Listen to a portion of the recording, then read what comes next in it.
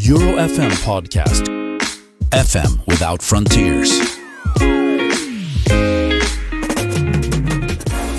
Welcome to the EuroFM Ambassador podcast. My name is Natalie Hofman, and as the chair of EuroFM, I'm delighted to have at my table three of our very well-known ambassadors. I asked them to introduce themselves. Please first, Karin. Okay, my name is Karin Schaad. I'm from Switzerland and I have been with EuroFM for quite a while. I used to be on the board and I'm working as an FM consultant now for a firm called Tend. Okay, thank you, Karin. And you, Anne? I'm Anne Sprenghers. I'm in the board of BELFA, so the Belgian association, but also EuroFM now. And I work for VDAB as director of facilities. Okay, thank you, Anne. And then MKO. Thank you. Good to be here. My name is MKO Balogon from Nigeria, an ambassador for EuroFM, member of the African FM board as well as the Nigerian FM board. So what we see here, thank you, MKO, is that we have a wide variety of persons here at the table. And also I asked you, MKO, because EuroFM is about Europe. It's also good to see what's coming up in other regions of this world. So the topic of today is sustainability. And maybe the first question to you all is, what is sustainability for you in your daily work? Maybe you can start first, Karin. Okay, so in my daily work, my firm works with energy measurements and tries to adapt new standards. We're putting into use photovoltaic systems and heat pumps and things like that are supposed to be sustainable. And we, of course, also try to recycle a lot of materials and make sure that people are able to do that with either technology or with the necessary infrastructure. And are you, as the facility management department, responsible for the policy of sustainability, or is somebody else in the organization responsible? At my organization now, because it's a consultant, it's not really our own policy. We try to help our customers adapt those things for their policies. Okay. But of course, we try to do it ourselves as well. Yeah. Okay. Well, thank you. And then Anne, maybe. Yeah. I'm responsible for the buildings of VDAB. We have 130 buildings, and so I'm working on a long term. And so we have a real estate plan till 2040. But also quick actions, water leak, some things like that, the facilities, the catering, Okay. And also you are responsible for sustainability from your department, or is there somebody else or another department in the organization? So the whole organization needs to work at sustainability, but obviously as facility, we have a lot of work in sustainability. It's energy, it's the environment. Well, we will discuss later on also, is it the role of HR or is it the role of facility management? But we will discuss later on. So MKO, how is it for you in Nigeria? So for us, we're a service provider. So we work, across markets on different categories of clients. What we've done specifically in the last 2 years is to drive awareness and conversations around sustainability with our clients. There are some that are already advanced. There are lots who are just beginning.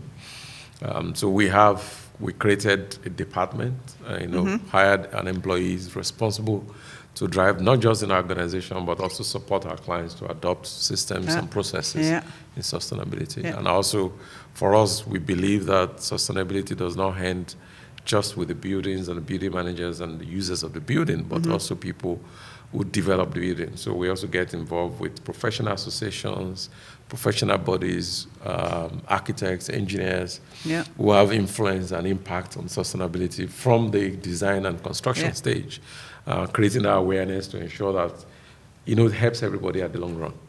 Okay, what is the biggest challenge for you on the sustainability topic? For us, is more about knowledge and awareness. Knowledge, It's a lot of gap. We don't have, like in Europe, we don't have in Africa and in Nigeria where it's legislated. You must carry out certain level of, systems and publish reports as required. So that's one of the areas we're also pushing. I'm also involved on the policy side, on the national level, to see what we can do to ensure that we have systems and standards that we must abide by as professionals in our industry. And as I said, not just facility managers, because our job does not stand and end with us. There are a lot of other, professionals who are involved in buildings that needs to be aware. Because, for instance, you can have a client who has an engineering firm managing his part of his services, but the guys have no clue about what sustainability, and you're talking. But if they are involved as professionals, then it becomes easy for you to have conversations with them and adapt, systems, for the buildings that you manage. Yes. So I think also for you, it's important to be connected as an ambassador to Europe, because what you're saying, we do have a little bit more knowledge already implemented. You've advanced, you've gone forward in a lot of things that can benefit the continent. And in the reason I'm here, most times I go to conferences where we learn and bring things back. And so I believe that, as you're with EuroFM helps us in the continent to advance some of the things that we want to advance across what we're doing in FM. Wow, good to hear. Yeah? Maybe, I think with all those changing laws, the changing legislation, we need to be compliant, but it changes so quickly. Yeah. So I think it's really important to have strong associations like EuroFM, Belfa, so they can inform us, but also each of us needs to work at our network. We really need strong networks. Yes. And the exchange between all of us, which is probably one of the most important issues that we really have to exchange knowledge and experiences as well, and see what works and what doesn't. One of the things we're doing on the ISO 267 platform is to create a framework for sustainability for FM. Because we've all had conversations, but there's no guidance. There's nothing to help us navigate, deliver, operate sustainably as facility managers. So currently, that conversation is on, and we're working on something. Hopefully by May or June, that document, that framework should be out. There was a request to do a standard, but standard takes a long time. But let's start with framework, and we can benefit from cross-continent, industry knowledge and expertise and experience from Europe. And to be happy to see what we can learn from EuroFM on that. I think we heard this morning in the discussion that it's important that we get into the driver's seat. And we can't get into the driver's seat if we don't have the knowledge. So we actually have to work on that before we even think of approaching anyone and trying to get ahead with that. And I think sorry, the ESGs, they are there already now, I think for 10 years. Do you think that helped us to also put it in a box, and that we know what boxes we need to work on? Absolutely, because I think everything also is kind of a cost topic, and if we don't have this legislation backing us up, I think we will not be able to get the money to implement some of the things that we need to implement. So I think it's absolutely crucial that we have legislation that pushes us. That's good. Anne, you wanted to... I follow that. So CSRD, ESG, it makes that we have a role on a strategic level in our organization. That's true. And it's not operational like several years ago, but it's really the strategic level, thinking together with the direction of your organization, what are the problems we are facing.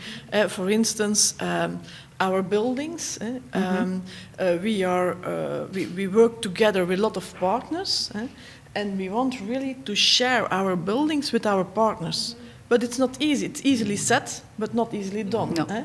So you have to think about how do you use the same room, the same machine, who is going to pay for the cost when you have to change it.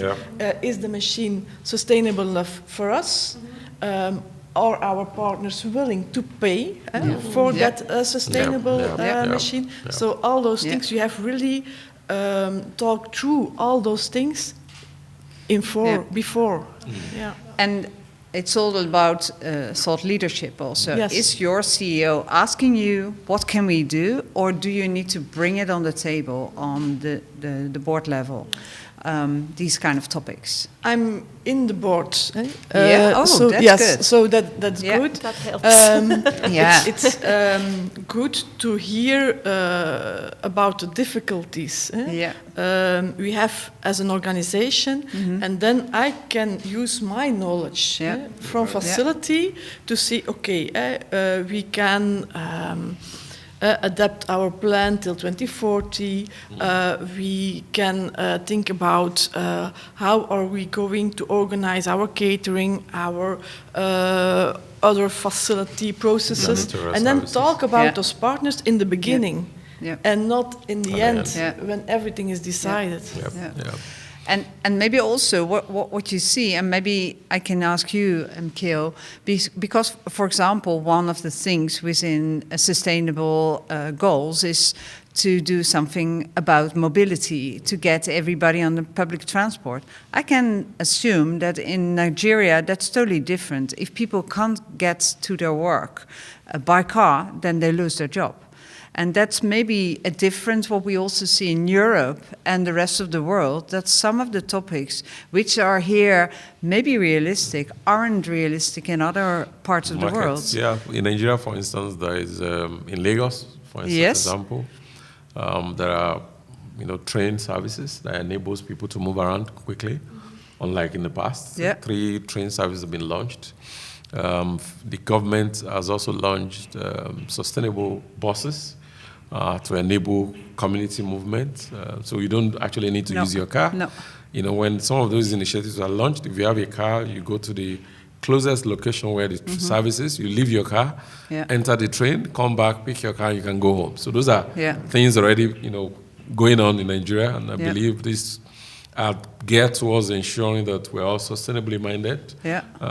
Vehicle sharing is also encouraged in my organization, for instance. We encourage, one of the things I was even thinking, walking around The Hague in the last 3-4 days is I'm going to introduce bicycle. I have one of my team members who is crazy about bicycles. Or want to encourage others to also do same. So moving around, you come to office, you need to go to a client space, you need to go to the close by, shops, you need to go to have lunch. You can, ride around, and so those are areas to create and encourage.